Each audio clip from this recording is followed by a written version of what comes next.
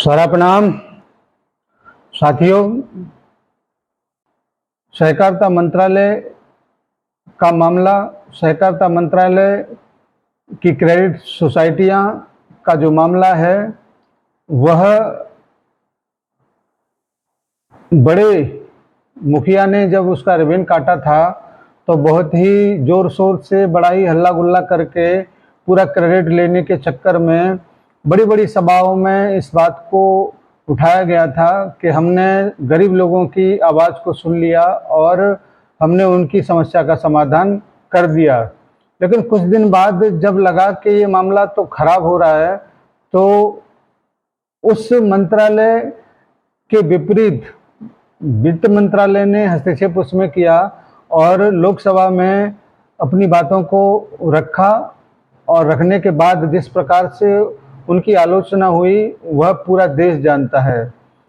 समझने वाली बात यह है कि सहकारिता मंत्रालय का मामले को वित्त मंत्रालय ने हस्तक्षेप क्यों किया और जब हस्तक्षेप किया तो फिर उसका समाधान क्यों नहीं किया, और जब समाधान नहीं करना था, सुप्रीम कोर्ट को ही सब मामला देखना था, तो फिर इतने दिनों तक तमाम गरीब लोगों को, तमाम कार्यकर्ताओं को पोर्टल पर ले जाकर एक आश्वासन देने का गुनाह क्यों किया। ये समझने की बात है।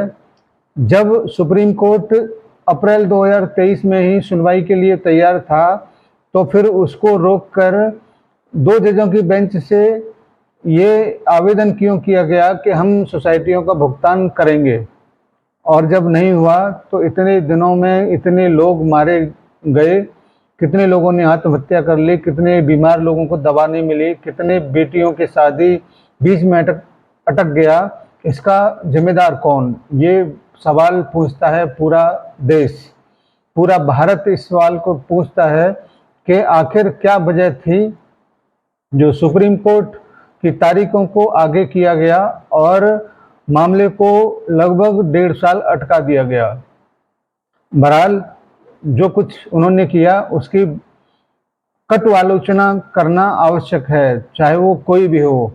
अब तक हम लोग इस बात को समझ रहे थे कि सहकारिता मंत्रालय के द्वारा गरीबों को राहत देने के लिए प्रक्रिया शुरू किया गया है, लेकिन ऐसा नहीं हुआ। अब सबसे महत्वपूर्ण मामला सुप्रीम कोर्ट की तरफ अग्रसर है और लेटेस्ट अपडेट ये है कि अभी हाल ही में 2, 3, 4, 5 दिन के अंदर ही सहारा की तरफ से बहुत सारे एफिडेविट, बहुत सारी एप्लीकेशन माननीय सुप्रीम कोर्ट में दाखिल किया गया है, सेबी की तरफ से भी किया गया है, और अब ये स्पष्ट मोहर लग चुकी है कि 3, 4, 5 में सुनवाई जरूर होगी।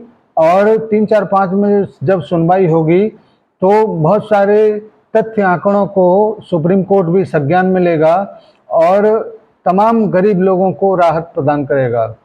साथ ही साथ ऐसा भी सुनने में आ रहा है कि सहारा की तरफ से इस बात को जरूर उठाया जाएगा कि आपने सेबी को वक्त दिया, सेबी भुगतान नहीं कर पाया, आपने सहकारिता मंत्रालय को वक्त दिया, सहकारिता मंत्रालय भी भुगतान नहीं कर पाया।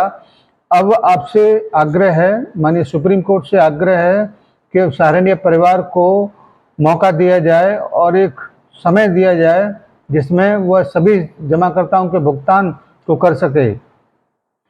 इस बात को भी कहा जा सकता है कि सब मामला रिटायर जज की देखरेख में उनको रिपोर्ट करके किया जाए और सुप्रीम कोर्ट को इस समस्त प्रक्रियाओं की रिपोर्ट दिया जाए।